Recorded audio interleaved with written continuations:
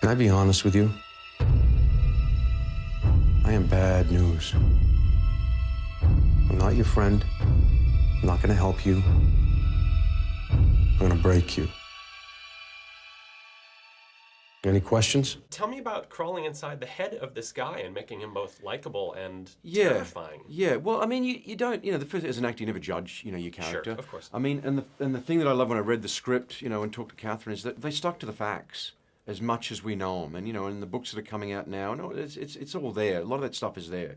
To play Dan, I played cops. I read therapy books to understanding, in terms of creating a relationship. You get to follow a guy like Dan, who you don't get to meet ordinarily. He's out there, he's covert, he's a guy that's, living in these strange places, doing some strange things, and you get to come in and see his world. These events are facts, we did them, we represented them as best we could, and I'm proud of that fact. Tell me about the evolution of Maya, especially over the 10 years of this story. Yeah, well, it's based on a real woman in the CIA who's working as a targeter.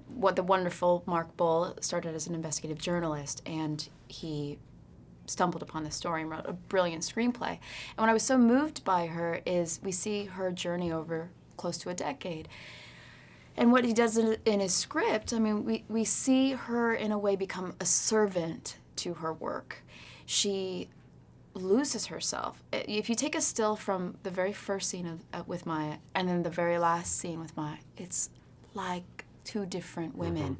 And we had to be very detailed and subtle with that arc of her and the loss of herself. My character's relationship with Jessica Chastain's character, Maya, part of the way that Mark shows the passage of time is how you keep checking in with these two women and seeing how our relationship changes over the years.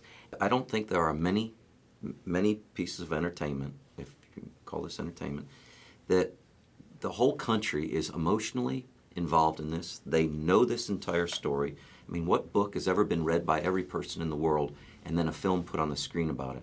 And this is one of those moments where you have got the novel of planet Earth, the last 10 years, and you've created a film, and I think that's where she and Mark do an amazing job of taking the story and presenting it in a way that we all say, that's how it happened. And there's so many things that are created emotionally and that go along with this whole project. The film takes you from the very first moment, gives you that feeling and takes you on the whole journey of the greatest manhunt, and as it says, the greatest manhunt in history.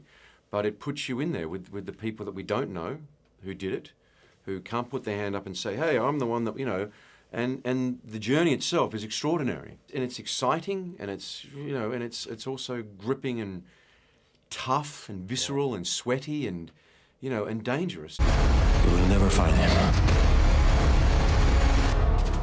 He is one of the disappeared ones.